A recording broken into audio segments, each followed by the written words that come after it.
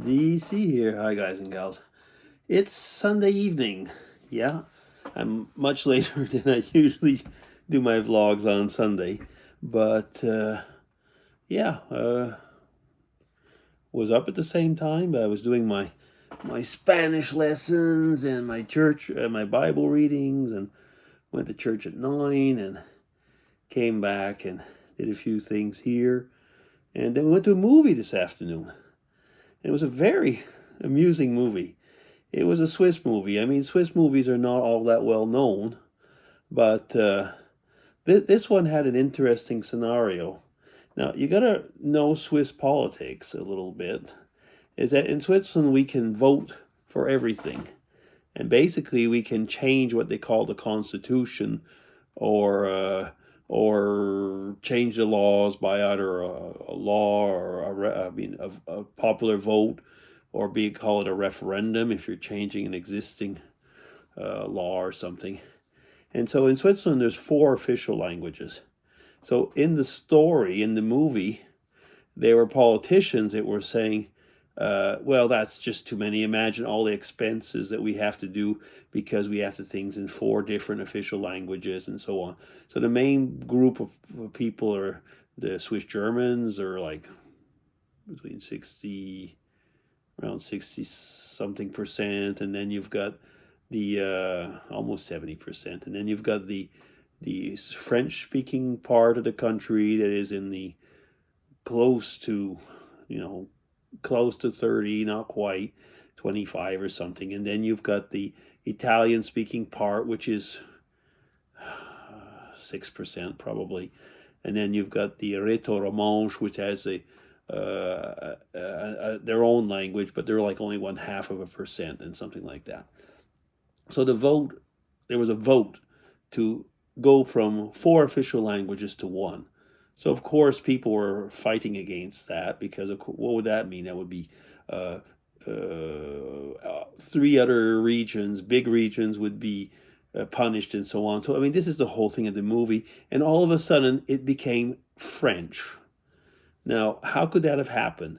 And then they said, well, actually, so the German-speaking part were so confident that they didn't go vote. And of course, now everybody's going crazy because there's like they've got I don't know, like a month before everything changes and so on. So now things onto everything. There was a voting fraud in the thing, and whatever. I'm not going to go tell you the whole story, but it was extremely funny, and it was all in Swiss German with French subtitles, and it was amusing. I mean, I understand Swiss German, so it was a lot of fun, and Mrs. DC had the French subtitles, so anyway, it was just very, very amusing. But like I say, I won't get into the details.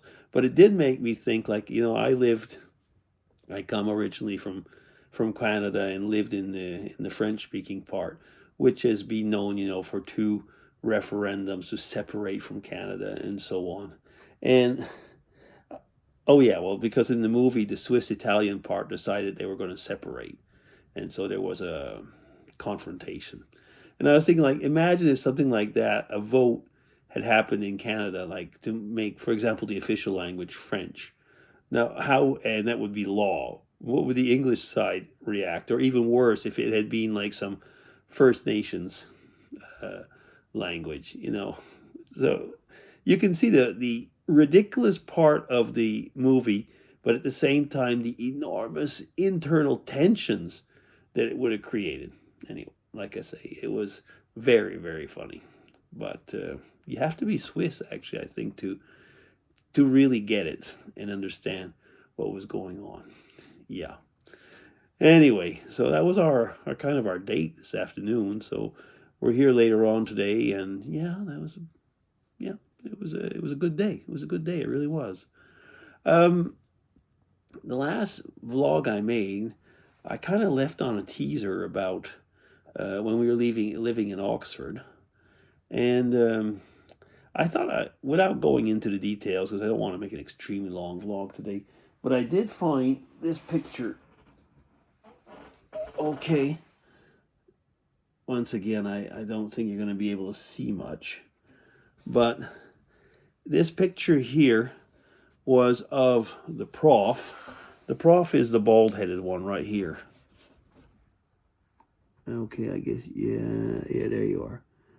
And if you've got eagle eyes, you'll be able to see where I am in the row behind the prof.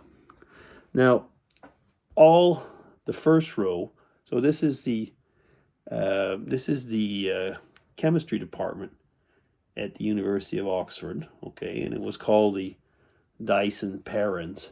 That was named after one of the big benefactors, which was Perrins, of Lee Perrins Worcestershire sauce, and so on. And we were actually in a building. It used to be a production plant or something like that. That's where my lab was at the time. But all the first row here were the academics. So, and in the Oxford system, there's only one prof, and the others were lecturers or readers or stuff like that, other titles.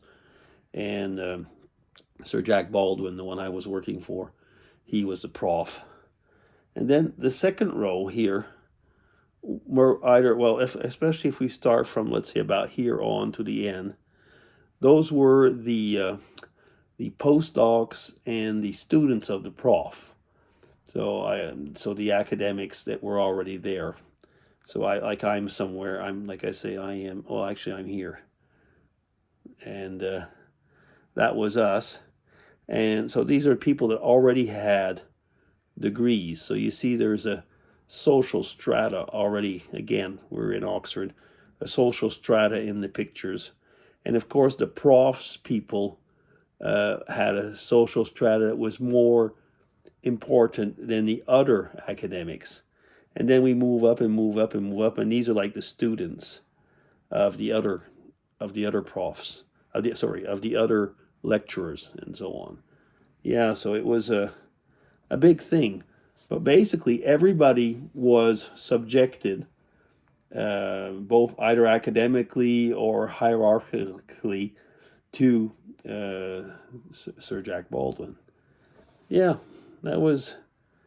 this picture is spring 1986. So it's kind of fun to, yeah, actually the date is here. But it was spring 1986. Kind of nice to look at that again. I have to admit, I don't really think I'd want to work there again. But I really, really enjoyed living in Oxford. That was really a great, great, great experience. And I will talk more about that in another vlog. But I thought I'd just show you this one. Yeah, okay. Well, that's all for now. So I'll be DC signing off, and I hope that you have a good Sunday. Bye-bye.